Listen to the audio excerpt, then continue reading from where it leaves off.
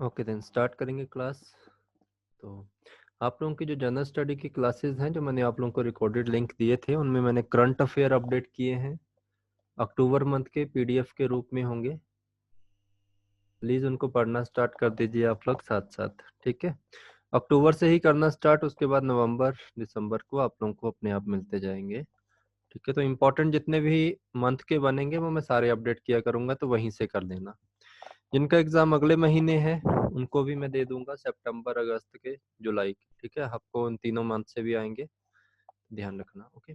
तो आज का जो टॉपिक है आप लोगों का, जो हमने कल पढ़ा था, कल जस्ट एक इंट्रोडक्शन क्लास थी, आज हम एक टॉपिक करेंगे कंप्लीट जो आप लोगों का सीपीयू का ही पार्ट रहेगा। मैंने आप लोगों को कहा था आज मैं आप लोगों को सीपीयू पढ़ाऊंगा। तो सीपीयू क्या होता है आप लोगों को पता होना चाहिए।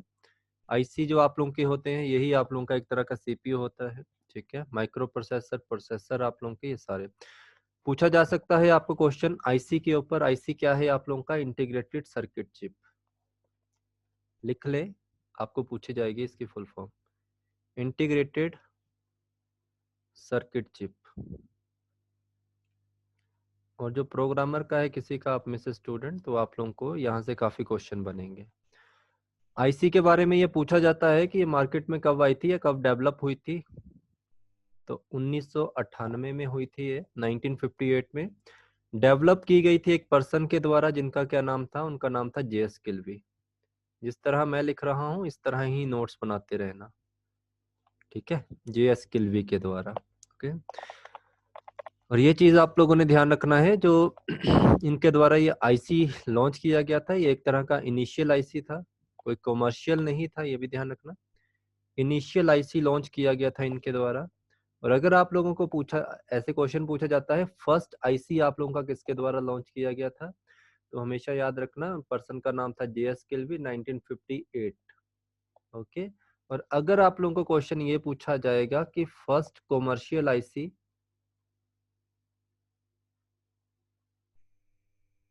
किसके द्वारा डेवलप किया गया था, तो एक कंपनी थी आप लोगों की जिसका नाम था फेयर चाइल्ड,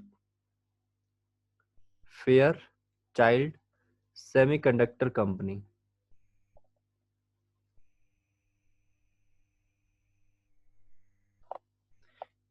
सेमीकंडक्टर कंपनी, इनके द्वारा 1961 में कॉमर्शियली आईसी देने स्टार्ट किए गए थे। मैंने आप लोगों से कल कहा था कि 1975 में आप लोगों का एक वर्ड यूज किया गया था पर्सनल कंप्यूटर ऑल्वी के द्वारा। और उससे पहले जो भी आप लोगों का समय था, चाहे वो 1974 हो या उससे पीछे का समय, सिर्फ आप लोगों को क्या दिए जाते थे? मदरबोर्ड। और मदरबोर्ड में आप लोगों के आईसी ही लॉन्च होते थे। तो कहने की बात है, यहाँ से हिंट मिलता है कि 1961 से आप लोगों के जो सीपीयू थे वो कॉमर्शियली मार्केट में आने स्टार्ट हो चुके थे, ओके। तो ये ध्यान रखना इंपॉर्टेंट है। और अगर आप लोगों से क्वेश्चन पूछा जाएगा कि जो आप लोगों का फर्स्ट कॉमर्शियल आईसी था जो फेयर चाइल्ड सेमीकंडक्टर कंपनी के द्वारा 1961 में आया था, इसको डेवलप किस पर्सन के द्वारा किया गया था? तो इन पर्सन का नाम था रॉबर्ट नॉइस। अदरवाइज इस क्वेश्चन में एक और चीज याद रखना,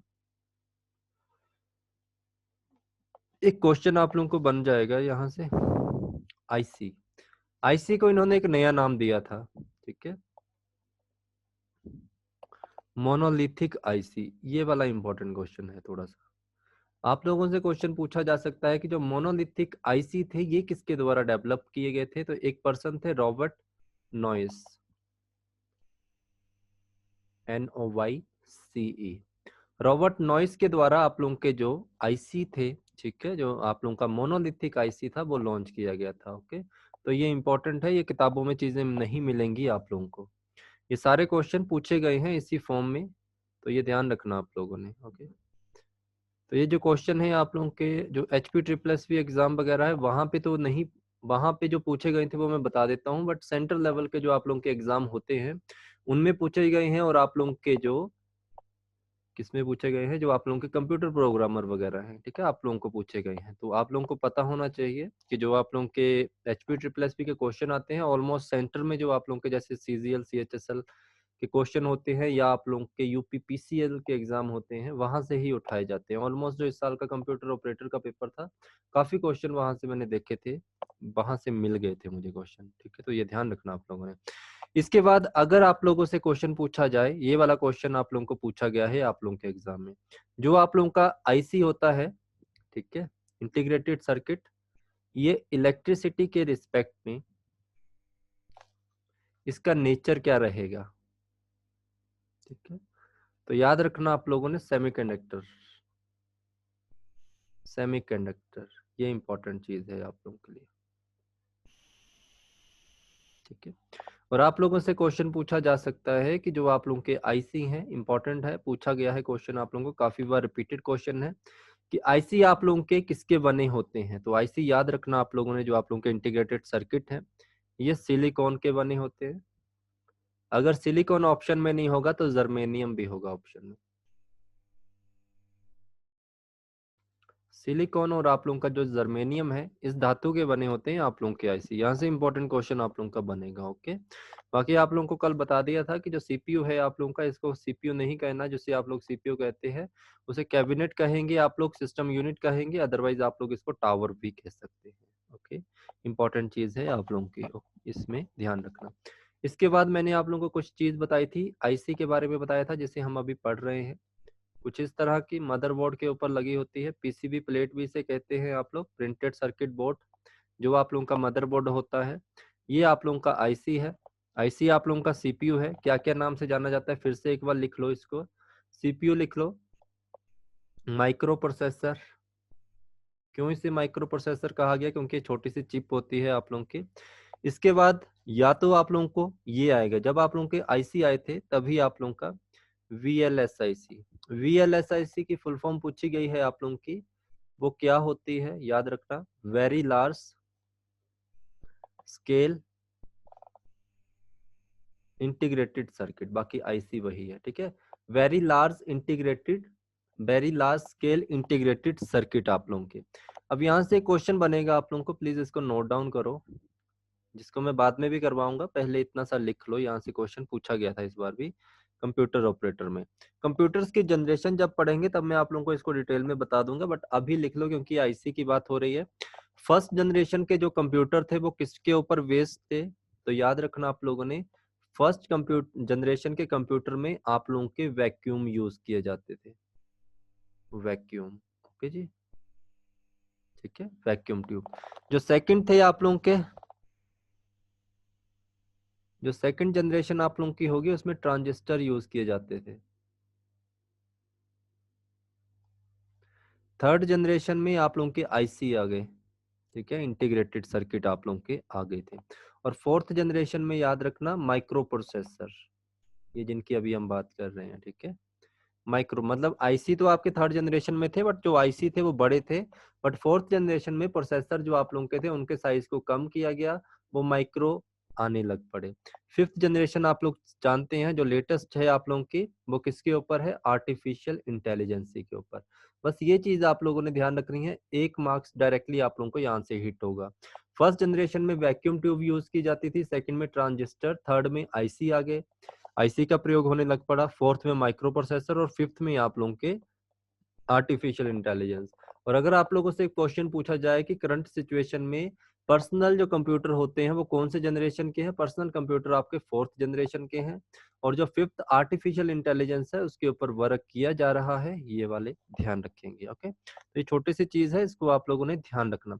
और एक और चीज याद रखना आप लोगों ने, अगर अगर आप लोगों से क्वेश्चन पूछा जाए कि रोबोटिक सिस्टम है जो आप लोगों का, वो कौन से जनरेशन में यूज किया जा रहा है, तो हमेशा याद रखिए आप लोग, जो रोबोटिक जनरेशन, रोबोटिक जो आप लोगों का होगा वो फिफ्थ जनरेशन में यूज किया जा रहा है, ओके।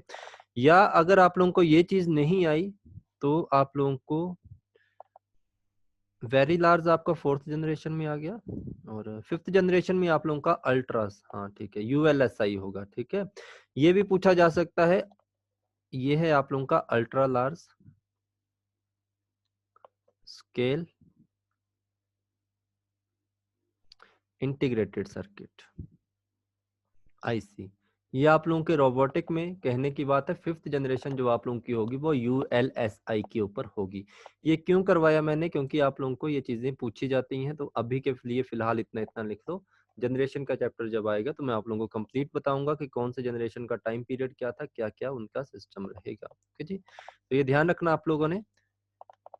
इसके बाद पता चल गया आप लोगों को कि थर्ड जनरेशन में आईसी आना स्टार्ट हो गए थे, फोर्थ जनरेशन में आप लोगों के माइक्रो प्रोसेसर का रूप लिया, फिफ्थ जनरेशन में आर्टिफिशियल इंटेलिजेंस आ गई। ठीक है, तो ये पूरा जो आप लोगों को स्ट्रक्चर दिख रहा है, 3-4 क्वेश्चन आप लोगों को डायरेक्टली हिट हो जाएंगे यहाँ से, तो ध्यान रखना आप लोगों ने इस चीज का। जिसके ऊपर हम बात कर रहे हैं वो आप लोगों का है सीपीयू। सीपीयू की फुल फॉर्म बताओ।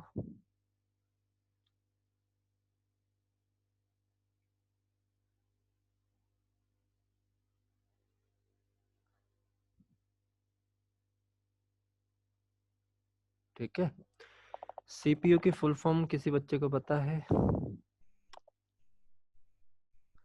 ओके जी, ठीक है जी, सेंट्रल प्रोसेसिंग यूनिट। ओके जी।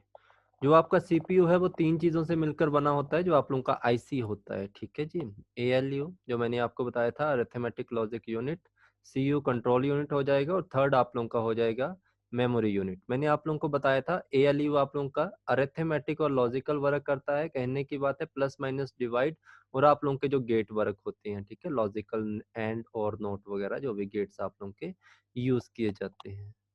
ओके जी, ठीक है। सीयू का काम क्या है? डायरेक्शन प्रोवाइड करवाना। और एमयू का काम क्या है? तो एमयू का सिंपल याद रखना, नॉर्मल याद रखो, इसे सेट ऑफ रजिस्टर कहा जाता है। ठीक है, सेट ऑफ रजिस्टर कहा जाता है। अगर आप लोगों से क्वेश्चन पूछा जाए कि सीपीयू जो आप लोगों का है उसकी करंट में कौन सी जनरेशन चल रही है, तो सीपीयू की इस टाइम चल रही है i10। ठीक है, इंटेल 10। ठीक है, ये जनरेशन चल रही है। जिस तरह आप लोगों की मोबाइल की इस टाइम जो चल रही है वो है 4G, और 5G आप लोगों की करंटली वर्किंग के ऊपर है, मतलब वर्क ऑन प्रोग्रेस के ऊपर है। ठीक है जी, तो सीपीयू के अगर पूछ लेंगे तो i10 बता देना, वहां पे i10 लिख देना, और मोबाइल में आप लोगों की 4G है और 5G के ऊपर क्या है, काम चल रहा है, फोर्थ जनरेशन चल रही है, और यहाँ पे फिफ्थ जनरेशन के ऊपर काम चल रहा है। 2021 में आप लोगों को देखने को मिल जाएगा ये सारा कुछ। ठीक है, तो मैंने आप लोगों को कल थोड़ा सा इसके ऊपर बता दिया था, एमयू के ऊपर, जो आप लोगों का होता है memory unit. Memory unit CPU का ही पार्ट है, थर्ड पार्ट है, और ये आप लोगों का क्या होता है, सेट ऑफ रजिस्टर। पहला क्वेश्चन का आंसर यहाँ से आएगा, एमयू इज अ, अगर आप लोगों को दिख दिया होगा मेमोरी यूनिट तब तो मेमोरी यूनिट होगा, अदरवाइज आप लोगों का सेट ऑफ रजिस्टर आप लोगों का। जनरेशन्स की बात की जा रही है यहाँ पे। ठीक है, नेटवर्क टाइप तो हैं आप लोगों के, बट ये मोबाइल की बात कर रहा हूँ ना मैं, जनरेशन बता रहा हूँ आप लोगों को कि जनरेशन कौन कौन सी चल रही है। तो फोर्थ जनरेशन चल रही है आप लोगों की। जब आप नेटवर्क पढ़ोगे तो वहां पे आप लोग देखेंगे कि मैं क्या कह रहा था। ठीक है, मैं आप लोगों से जस्ट इतनी सी बात कह रहा था कि जो सीपीयू है आप लोगों का, इसकी जो चल रही है वो जनरेशन के अंतर्गत आप लोगों की i10 चल रही है। ठीक है, i10 इंटेल 10। ठीक है, और मोबाइल में 4G चल रही है और 5G के ऊपर हम काम कर रहे हैं, बस इतनी सी बात कह रहा था। ठीक है, तो सेट ऑफ रजिस्टर है यहाँ सर पे। 5 हेलो हाँ जी, सर 5G आ गया इंग्लैंड में, वोडाफोन वालों ने लॉन्च कर दिया। नहीं नहीं, मैं इंडिया की बात कर रहा हूँ ना, आपसे इंडिया के ओके ऊपर सर। क्वेश्चन पूछेंगे। वैसे तो साउथ कोरिया में भी आ गया है वो। ठीक है जी, आपसे क्वेश्चन पूछा जाएगा कि मोबाइल नेटवर्क के ऊपर, मोबाइल नेटवर्क की कौन सी जनरेशन है जो कि करंट वर्किंग के ऊपर है इंडिया में, भारत में, वो है 4G। और अगर पूछा जाए कि किसके ऊपर कार्य हो रहा है तो वो फिफ्थ जनरेशन है आप लोगों की। ठीक है, ये क्वेश्चन पूछेंगे इंडिया का, और फॉरेन का क्वेश्चन आपको यहाँ पे नहीं पूछा जाएगा, वो ध्यान रखना। ओके जी, हम बात कर रहे थे मेमोरी यूनिट की। मेमोरी यूनिट मतलब होता है सेट ऑफ रजिस्टर, और टोटल रजिस्टर कितने यूज किए जाएंगे यहाँ पे, 8। और अगर आप लोगों से क्वेश्चन पूछा जाएगा कि the combination of flip flop, जो रजिस्टर होते हैं वो आप लोगों के फ्लिप फ्लॉप से बने होते हैं। ठीक है, तो ये भी आप लोग ध्यान रखेंगे, और ये याद रखना जो फ्लिप फ्लॉप आप लोगों के होंगे, यही फ्लिप फ्लॉप आप लोगों के किस काम आते हैं, डाटा रजिस्टर के काम।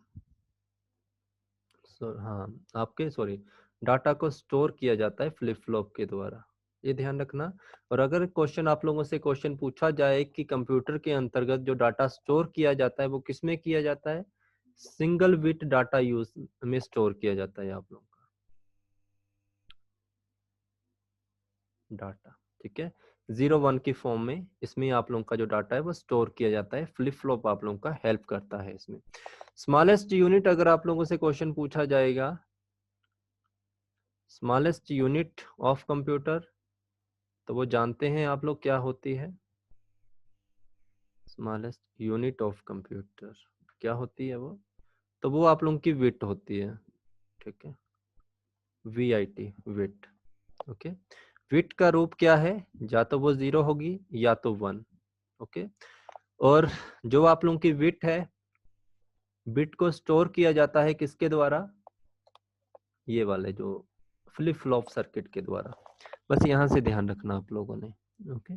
तो ये है आप लोगों का जो आज का टॉपिक है आप लोगों का, वो इन दोनों के ऊपर रहेगा, जिसमें आप लोग सारी चीजें पढ़ेंगे। तो आज हम स्टार्ट कर रहे हैं आप लोगों का टॉपिक।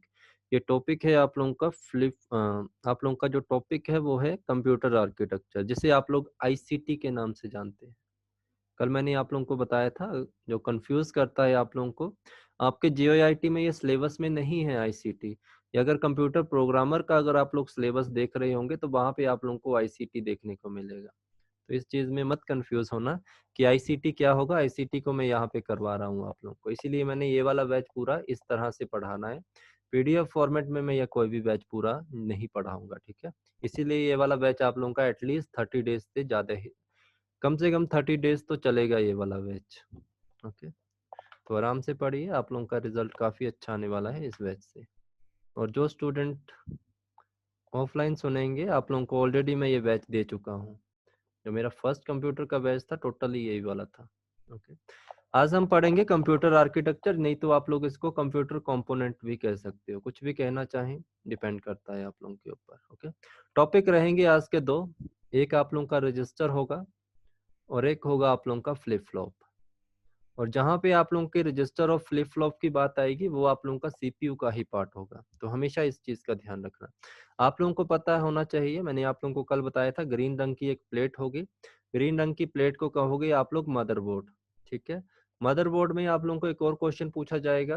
पहला तो क्वेश्चन यही है कि ग्रीन कलर की जो प्लेट होती है वो क्या होती है कंप्यूटर के अंतर्गत, वो मदरबोर्ड होती है। और अगर आप लोगों से क्वेश्चन पूछा जाए मदरबोर्ड का एक अन्य नाम बताओ, तो याद रखना PCB होगा ऑप्शन में। PCB नहीं होगा तो प्रिंटेड सर्किट बोर्ड होगा। अब तीसरा क्वेश्चन इससे आप लोगों को क्या बनेगा, थर्ड क्वेश्चन आप लोगों को ये बना दिया जाएगा कि PCB की फुल फॉर्म बताइए। तो PCB की फुल फॉर्म ये है प्रिंटेड सर्किट बोर्ड आप लोगों का, ओके। अब इसी मदरबोर्ड के अंतर्गत मैंने आप लोगों को कहा एक IC लगा होगा। तो IC क्या होगा आप लोगों का, बता दिया था मैंने कल आप लोगों को। IC होता है CPU, ओके। ये जो डिब्बा दिख रहा है ये IC नहीं होगा आप लोगों का, IC होता है CPU। CPU के अलग अलग नाम आप लोगों को बता दिए थे मैंने कल। उसके अंतर्गत तीन चीजों को मैंने बताया था। एक बताई थी पहली चीज ALU, दूसरी बताई थी MU, और थर्ड बताई थी आप लोगों को CU। सॉरी, CU सेकंड पे है, MU थर्ड पे होती है, ठीक है। 4-5 दिन सिर्फ ये 3-4 वर्ड ही आप लोग सुनते रहेंगे, क्योंकि ये 3-4 वर्ड पे ही आप लोगों का कंप्यूटर आर्किटेक्चर रहेगा। जितना हो सकेगा उतना डीप करवा दूंगा इसको मैं। MU की बात की जाए तो मैंने आप लोगों को बता दिया था MU कितने, MU का मतलब क्या बताया था, सेट ऑफ रजिस्टर होगा। सेट ऑफ रजिस्टर में फिर से एक क्वेश्चन निकलता है वही वाला कि टोटल कितने सेट होंगे इसमें रजिस्टर के, टोटल 8 होंगे। किसके ऊपर बना होगा, फ्लिप फ्लॉप के ऊपर, ओके, फ्लिप फ्लॉप के ऊपर। तो ये ध्यान आप लोग रखेंगे। चलो फिर स्टार्टिंग से पढ़ना स्टार्ट करेंगे ALU, MU और CU को, ओके जी। इन चीजों को थोड़ा सा डीप में इसलिए करवा रहा हूँ, कंप्यूटर प्रोग्रामर वाले स्टूडेंट हैं, ठीक है। आपका बैच तो नहीं है, बट फिर भी मैंने आपसे कहा था कि 70% तक तो सिलेबस कवर मैं इसी में से करवाऊंगा। तो आप लोग इससे कर लीजिए। बाकी जो मैंने कहा था लैंग्वेज वगैरह, वो प्लीज आप लोग देख लेना खुद ही। बाकी लैंग्वेज तक एग्जाम तक पहुंच गए तो मैं करवा दूंगा। देखिए ALU पहला पार्ट है इसका, अरिथमेटिक लॉजिक यूनिट आप लोगों का। तो सिंपल सी बात याद रखना कि जितने भी आप लोगों के अरिथमेटिक ऑपरेशन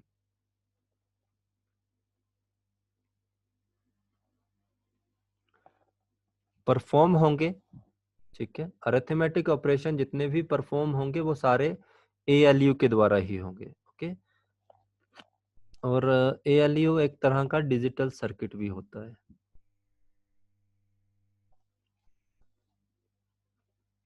ठीक है, दोनों में से कुछ भी पूछ सकते हैं। फर्स्टली आप लोगों को इसकी फुल फॉर्म का पता होना चाहिए कि फुल फॉर्म क्या है।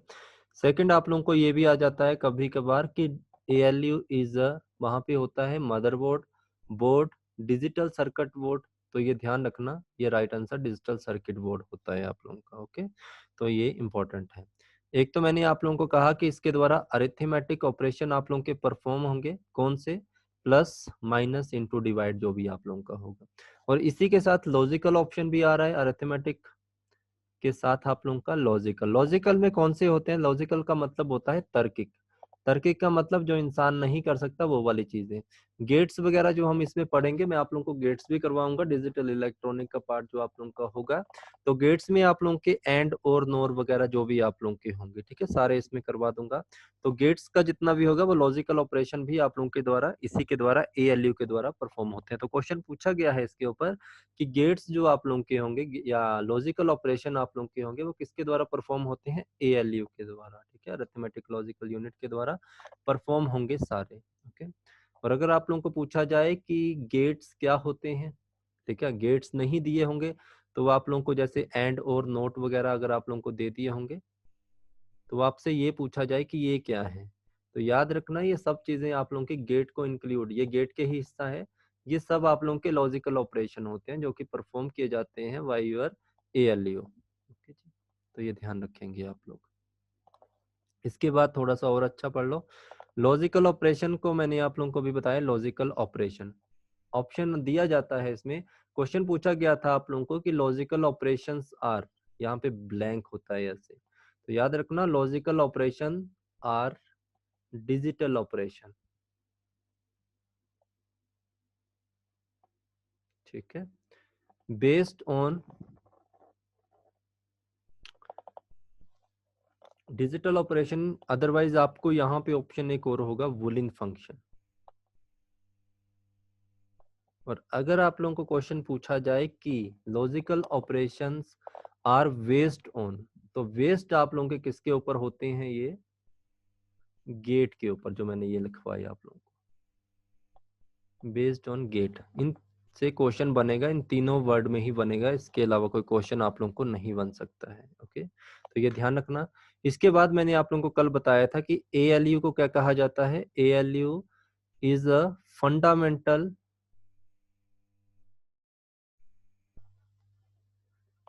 ब्लॉक ऑफ कंप्यूटर, ये भी इसको कहते हैं। ठीक है, आधारभूत जो आप लोगों का भाग होगा कंप्यूटर का, वो आप लोगों का ALU है। अदरवाइज इसको हार्ट ऑफ कंप्यूटर भी कहते हैं।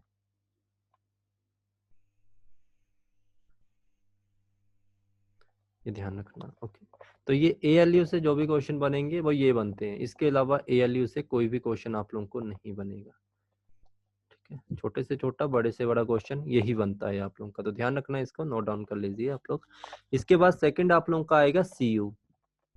CU क्या है आप लोगों का? तो बताया था मैंने कल, कंट्रोल यूनिट। काफी अच्छा टॉपिक है ये वाला, कंट्रोल यूनिट। ओके, सिंपल सा मतलब क्वेश्चन पूछा जाएगा टू इंस्ट्रक्ट योर कंप्यूटर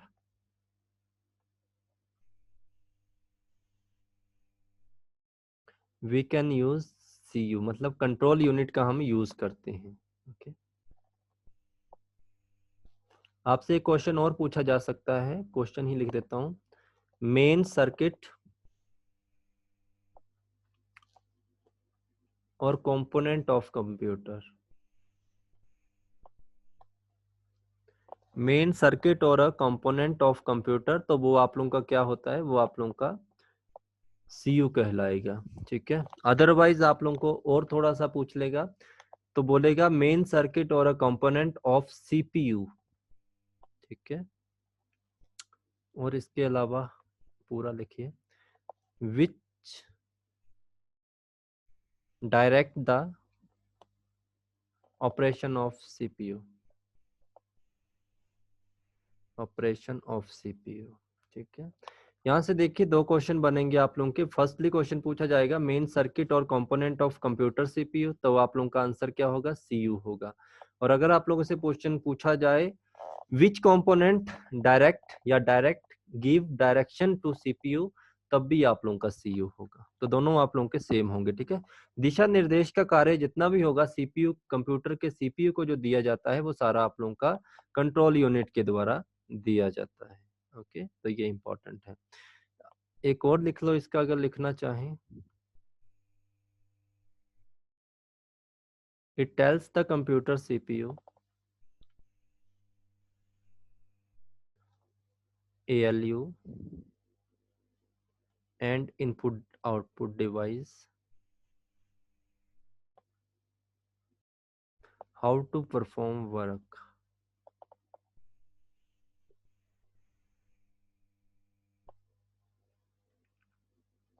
ठीक है, जो आप लोगों का कंप्यूटर यूनिट होता है यही बताता है किसको, कंप्यूटर के सीपीयू को, अरिथमेटिक लॉजिक यूनिट को, और जितने भी इनपुट आउटपुट डिवाइस होंगे कि आप लोगों ने अपना कार्य किस तरह कंप्लीट करना है, परफॉर्म करना है। ओके, तो ये ध्यान रखना आप लोगों ने, ठीक है जी। तो ये इंपॉर्टेंट है, इन चीज़ों को ध्यान रखिए। इसके बाद आप लोगों का थर्ड था पार्ट, जिसे मैंने बताया था मेमोरी यूनिट। और मेमोरी यूनिट हमेशा याद रखना आप लोगों ने कि मेमोरी यूनिट आप लोगों का रैम रोम या जितनी भी आप लोगों की मेमोरीज होती हैं उनसे रिलेटेड नहीं होता है। मेमोरी यूनिट आप लोगों का क्या है, ये रजिस्टर मेमोरी होती है ये।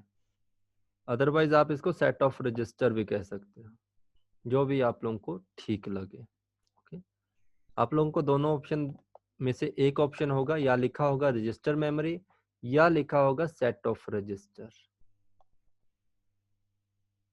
ठीक है, तो याद रखना आप लोगों ने कि ये जो रजिस्टर होते हैं टोटल कितने हैं, 8। यहाँ से क्वेश्चन कई बार पूछे गए हैं आप लोगों को, तो ध्यान रखेंगे इसके ऊपर। तो लिख लीजिए, कंप्यूटर प्रोग्रामर वालों को इम्पोर्टेंट है और बाकियों को भी इम्पोर्टेंट है, ये चीज़ कहीं ना कहीं लाइफ में काम आएगी। ठीक है, क्योंकि पीजीडीसी तो आप लोग सब कर रहे होंगे, कंप्यूटर ऑपरेटर का जो भी होगा आप लोगों का यहाँ से बनेगा। लैपटॉप वगैरह हैं आप लोगों के पास, तो ये जैसे ही आप लोगों को ड्राइव दे दी जाती है उसके बाद इसको रिकॉर्ड कर लिया करो। ओके, पहला है आप लोगों का मेमोरी बफर रजिस्टर, दूसरा है मेमोरी डाटा रजिस्टर, थर्ड आप लोगों का रहेगा पीसी, वो होता है आप लोगों का प्रोग्राम काउंटर।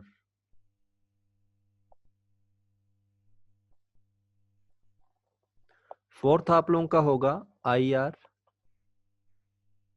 Instruction register.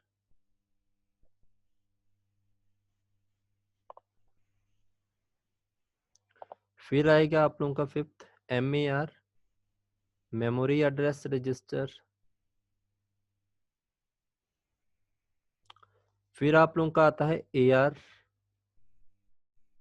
जो एक्यूमुलेटर कहलाता है आप लोगों का। सेवंथ आप लोगों का आएगा आईएनटीआर, इनपुट रजिस्टर। एट्थ आप लोगों का ओयूटीआर, ये है आप लोगों का आउटपुट रजिस्टर। ठीक है, तो ये मेमोरी यूनिट है आप लोगों के, सारे आप लोगों के इसके ऊपर ही वर्क करेंगे, तो ध्यान रखना। इनको लिख लीजिए, एक बार फिर से लिखवा देता हूँ। फर्स्ट रजिस्टर आप लोगों का एमबीआर है, मेमोरी बफर रजिस्टर, लिख लो जिनको नहीं पता लगा, मेमोरी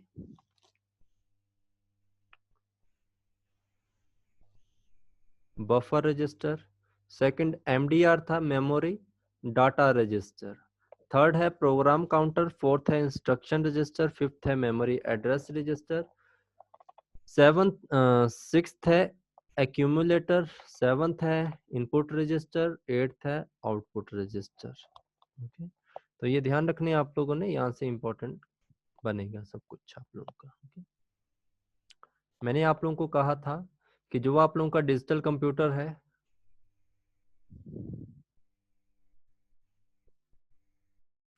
वेस्ट है आप लोगों के किसके ऊपर, 01 के ऊपर, और 01 आप लोगों का स्मॉलेस्ट यूनिट ऑफ कंप्यूटर है जिसे कहा जाता है बिट। ठीक है, इसको स्टोर किस में करते हैं हम, बिट को स्टोर किया जाता है किसके द्वारा, फ्लिप फ्लॉप के द्वारा। ठीक है, फ्लिप फ्लॉप के द्वारा, कहाँ पे, इन अ कंप्यूटर सर्किट। बस ये ध्यान रखना। अब देखिए यहाँ से कितने क्वेश्चन बन गए। फर्स्टली मैंने आप लोगों से कहा डिजिटल कंप्यूटर आपका बेस्ड है 0-1 कहने की बात बिट के ऊपर, पहला क्वेश्चन इसके में। दूसरा क्वेश्चन आप लोगों से क्वेश्चन पूछा जाता है कि बिट स्टोर होती है या बिट स्टोर की जाती है किसके द्वारा, फ्लिप फ्लॉप के द्वारा, ठीक है। और फ्लिप फ्लॉप इसको कहाँ पे स्टोर करता है, कंप्यूटर सर्किट में, ठीक है, ये ध्यान रखना। जब भी आप लोगों के, सिंपल बात याद रखना, जो आप लोगों के फ्लिप फ्लॉप होंगे, जब आप लोगों के काफी सारे फ्लिप फ्लॉप आपस में मिल जाएंगे, जब, याद रखना सिंपल सी बात, जब दो या दो से ज्यादा फ्लिप फ्लॉप होंगे जो आपस में जब वो मिलेंगे, तो उससे बनता है आप लोगों का एक रजिस्टर, ठीक है। और इन्हीं रजिस्टर का जो कॉम्बिनेशन होगा वो कहलाएगा मेमोरी यूनिट। अब इस चीज को नॉर्मल भाषा में अगर समझना है तो सिंपल सी बात याद रखो, सिर्फ एक वर्ड याद रखो, रजिस्टर। आप लोगों के पास रजिस्टर होता है, ठीक है, कॉपी वाला, उसमें पेजेस होते हैं, जब ढेर सारे पेज आपस में मिलेंगे तो भी बनेगा एक क्या चीज, आप लोगों का रजिस्टर तैयार हो जाएगा।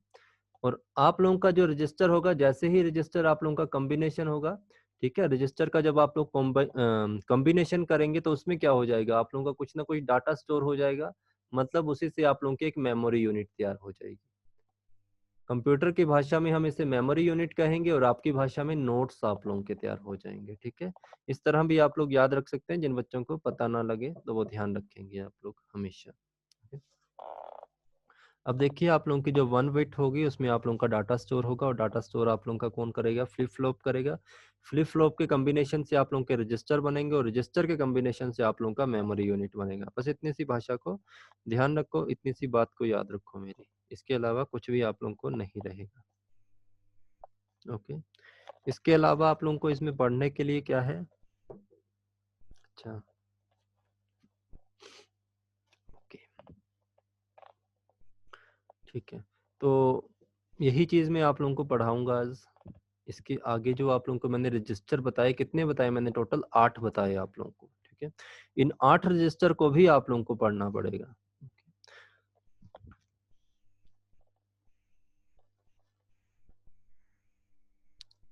ओके, समझिए ध्यान से। देखिए यहाँ पे होती है आप लोगों की रैम। रैम जो आप लोगों की है वो क्या है, आप लोगों की main memory,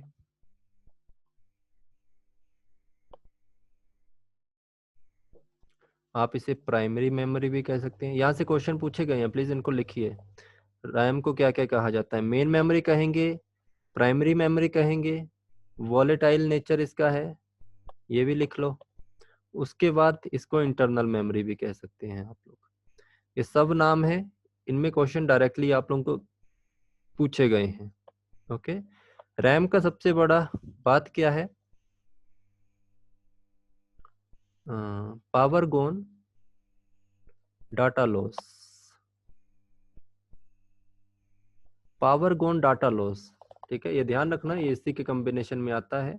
main memory RAM को कहते हैं, प्राइमरी मेमोरी रैम को कहते हैं, वॉलेटाइल मेमोरी भी रैम को कहेंगे, इंटरनल मेमोरी भी रैम को कहेंगे। ओके, जितना भी डाटा होगा किसके पास जाएगा, सीपीयू में देती है ना सारा कुछ अपना। यहाँ पे एएलयू, अगर एएलयू का कार्य होगा तो एएलयू को दे देगी, सीयू का कार्य होगा तो सीयू के पास दे देगी। हम किसके बारे में बात कर रहे हैं, हम बात कर रहे हैं एमयू के बारे में।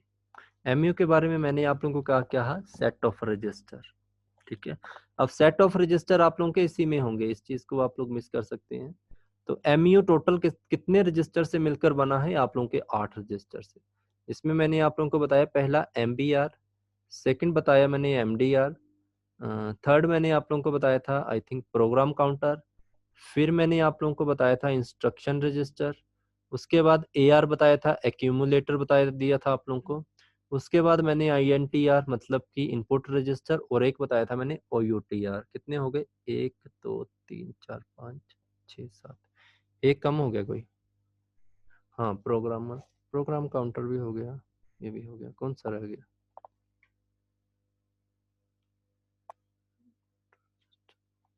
एक रह गया, कौन सा, हाँ एमएआर, मेमोरी एड्रेस रजिस्टर, ठीक है। इन सब के पास आप लोगों का जितना भी डाटा होता है वो दिया जाता है किसके द्वारा, रैम के द्वारा ही इनको प्रोवाइड किया जाता है, और अपने अपने अकॉर्डिंग ये कार्य करेंगे, और किस तरह ये कार्य करते हैं इन चीजों को आप लोग आज समझेंगे।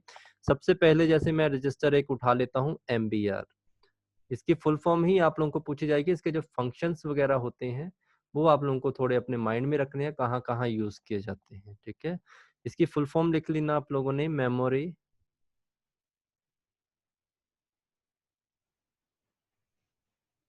बफर रजिस्टर, ठीक है। और इसके बाद आप लोगों का आएगा MDR, वो होती है आप लोगों की मेमोरी डाटा रजिस्टर, ठीक है। आप लोगों से सबसे पहले क्वेश्चन क्या पूछा जाएगा, आप लोगों से क्वेश्चन पूछा जाएगा कि कंप्यूटर के या CPU के अंदर या कंप्यूटर के अंदर या डिजिटल इलेक्ट्रॉनिक में डिजिटल सर्किट किसी भी तरह का क्वेश्चन पूछा जाएगा कि आप लोगों की जो बफरिंग होती है वो किससे संबंधित होती है, बफरिंग का रिलेशन किसके साथ होता है, तो मेमोरी बफर रजिस्टर के साथ इसका डायरेक्टली क्या होगा, संबंध होगा, ओके। तो ये ध्यान रखना। और ये आप लोगों को बफरिंग वर्ड कब सुना था सबसे पहले, जब आप लोग यूज करते थे यूट्यूब। आई थिंक आप लोग ऑलमोस्ट क्लासेस कॉलेजेस में होंगे, कॉलेजेस में आप लोगों ने ऑरकुट भी सुना होगा। उस समय आप लोगों का फेसबुक नहीं आता था, फेसबुक से पहले आप लोगों का ऑरकुट फेमस था, उसके बाद यूट्यूब आया। तो यूट्यूब में उस समय आप लोगों को पता है स्पीड नहीं होती थी, तो वहां पे लिख के आता था बफरिंग। तो बफरिंग का जो रिलेशन होता था आप लोगों के MBR के साथ ही होता था। इस चीज को आप लोग कैसे समझेंगे, सिंपल सी बात, ठीक है। हम पढ़ रहे थे MBR के ऊपर, मेमोरी बफर रजिस्टर के ऊपर। आप लोगों से क्वेश्चन पूछा जाएगा कि बफरिंग का रिलेशन किस रजिस्टर के साथ है, तो याद रखना MBR के साथ, ओके। ये अगर क्लास कट हो गई आप लोगों की तो प्लीज नई ID में आप लोगों को आ जाएंगे, और यूट्यूब पे आज ये लास्ट ही आप लोगों का डेमो लेक्चर रहेगा, इसके बाद नहीं मिलेगी कोई भी क्लास, ओके। ध्यान रखना बफरिंग का रिलेशन किस रजिस्टर से है, पूछा गया है क्वेश्चन आप लोगों का मेमोरी बफर रजिस्टर के साथ, ओके। तो समझना क्या होगा, ये आप लोगों की हार्ड डिस्क होती है यहाँ पे कुछ इस तरह से, हार्ड डिस्क से डाटा उठाया जाता है, कौन पकड़ता है, रैम के द्वारा डाटा लिया जाता है यहाँ से, और रैम आगे जैसे ही डाटा ट्रांसफर करेगी, तो अगर बात होगी इंटरनेट से संबंधित तो मेमोरी बफर रजिस्टर के पास डाटा जाएगा, और मेमोरी बफर रजिस्टर किसके पास है, CPU के पास। और उसके बाद CPU का कार्य क्या है, आप लोगों की प्रोसेसिंग करना, प्रोसेसिंग करके आप लोगों को क्या करेगा, आउटपुट प्रोवाइड करवाएगा किसके ऊपर, आप लोगों के मॉनिटर के ऊपर, ओके। हार्ड डिस्क में आप लोगों का क्या रहता है, permanent data, permanent data store होता है कहाँ पे, हार्ड डिस्क के ऊपर, ओके। और परमानेंट डाटा आप लोगों का और कहाँ पे होता है, इंटरनेट के ऊपर, ये भी चीज ध्यान रखना, ठीक है। अगर परमानेंट डाटा, इसको छोड़िए, अगर आप लोगों के इंटरनेट की जो स्पीड है अगर तो कांस्टेंट है या काफी स्पीड में है, ठीक है, तो ये जो आप लोगों का बफरिंग का जो प्रॉब्लम क्रिएट होगा, ये बफरिंग तो नहीं होगी। अगर तो स्पीड ठीक है, काफी अच्छी है, तब यहाँ से डाटा उठाएगा इंटरनेट से, डायरेक्टली रैम जाएगी और रैम आप लोगों के डाटे को आगे प्रोवाइड करवाएगी। बफर रजिस्टर चेक करेगा कि स्पीड ठीक है या नहीं, अगर इसको जो डाटा होगा वो डायरेक्टली मिलता जाएगा तो ये बफरिंग प्रॉब्लम क्रिएट नहीं करेगा और आप लोगों को आउटपुट प्रोवाइड करवा देगा, ठीक है।